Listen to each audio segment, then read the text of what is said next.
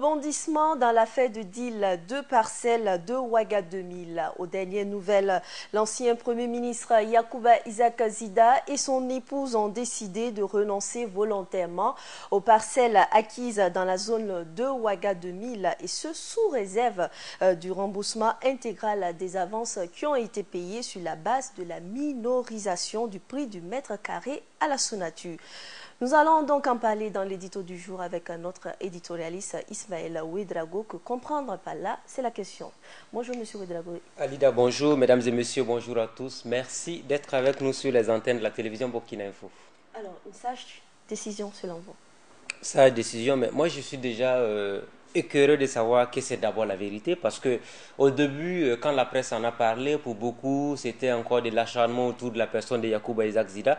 Et rappelez-vous, moins de 24 heures après, avant même que cette correspondance ne soit rendue publique par le Conseil des ministres, il y a eu une organisation de la société civile qui a clairement dit, à la limite, que c'était de l'acharnement autour de la personne de Yacouba Isaac Zida, comme si on accusait à tort l'ancien Premier ministre. Alors aujourd'hui, on nous parle de deux correspondances, l'une portant donc renoncement de la Fondation Zida pour le Burkindi, fondation du reste qu'il a portée sur les fonds baptismaux quelques jours avant la fin de son mandat à la tête de la primature au Burkina Faso, fondation qui est censée mener des actions de solidarité, des œuvres sociales.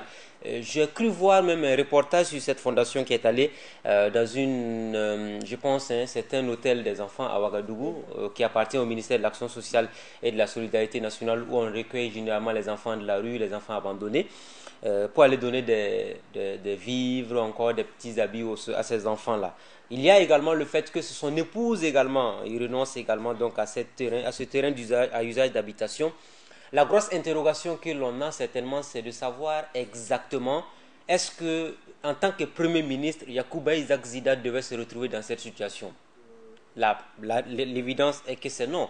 Aujourd'hui, il est, je dirais, dans une situation des plus compliquées. D'abord, l'autorisation qui lui a été donnée par les autorités burkinabées a expiré. Il n'est toujours pas de retour.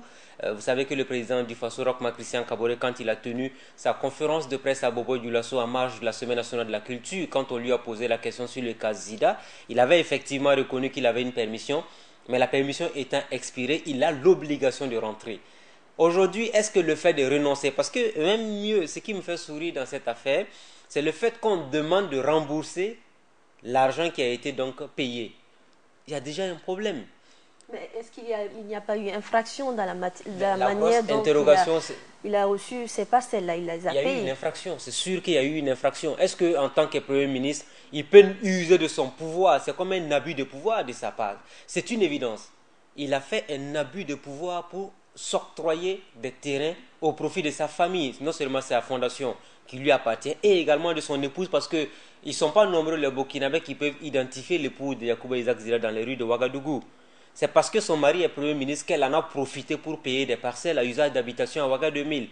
Alors plus loin, ça veut dire que ce n'est pas parce que la personne reconnaît l'infraction qu'on ne va pas condamner la personne. Si c'était le cas, eh bien, les maisons d'arrêt et de correction de Burkina Faso seront totalement vides, parce que généralement quand on amène quelqu'un devant un procureur, devant un tribunal, et on vous juge, souvent il y a des gens qui disent oui, je reconnais avoir volé, je reconnais avoir fait de la corruption, je reconnais avoir fraudé, et là c'est une fraude.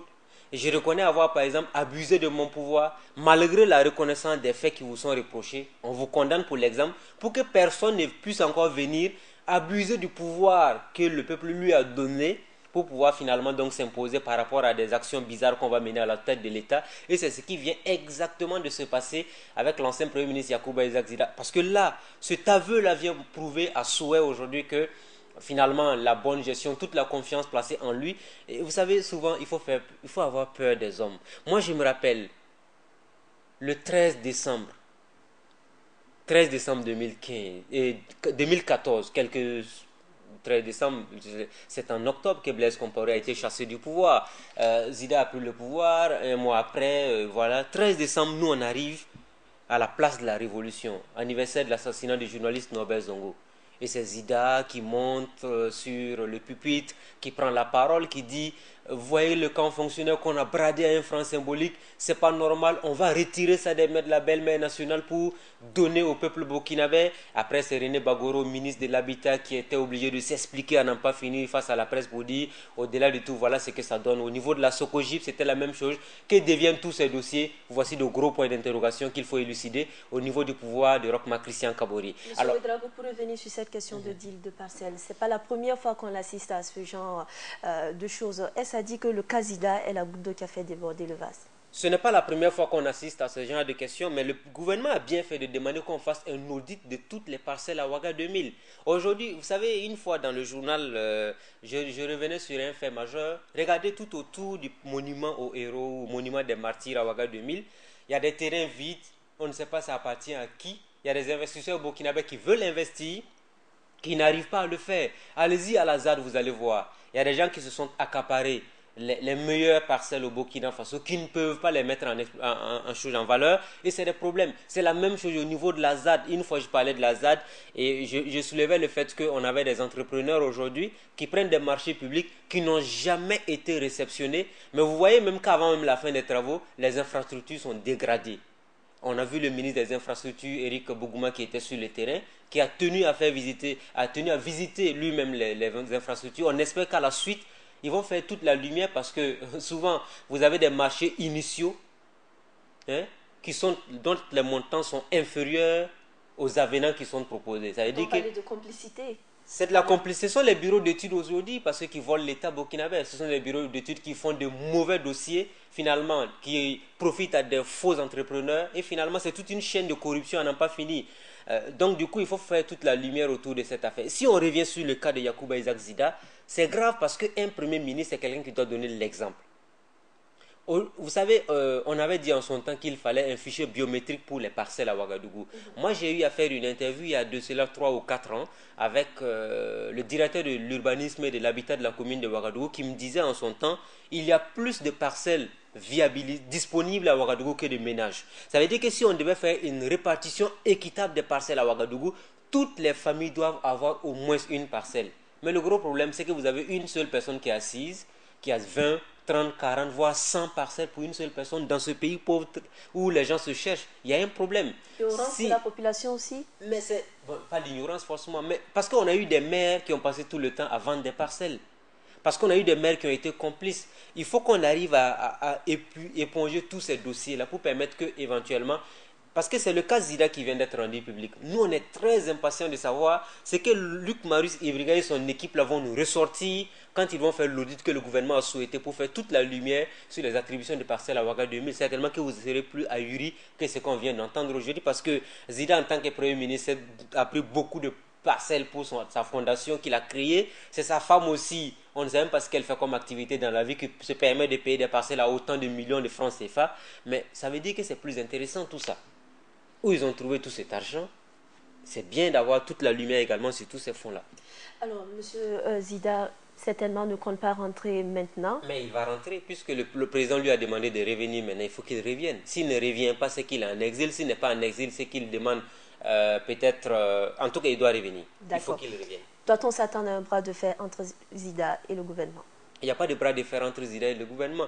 Zida est un citoyen burkinabé comme tous les... Il n'est pas super citoyen. Ce n'est pas parce qu'il a été Premier ministre aujourd'hui qu'il est un super citoyen. S'il a un passif qui doit l'amener en prison, il ira en prison comme tous ceux qui sont en prison aujourd'hui.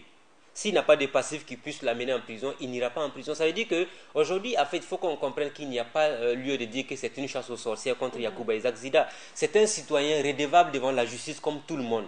Comme Alida, comme moi, comme tout le monde. Ça veut dire qu'aujourd'hui, si tu n'as rien à te reprocher, mais tu vas te présenter devant la juridiction de ton pays. Et je pense que c'est la meilleure des choses qui puissent exister. Regardez Djendjere en son temps, à l'échec du coup d'État.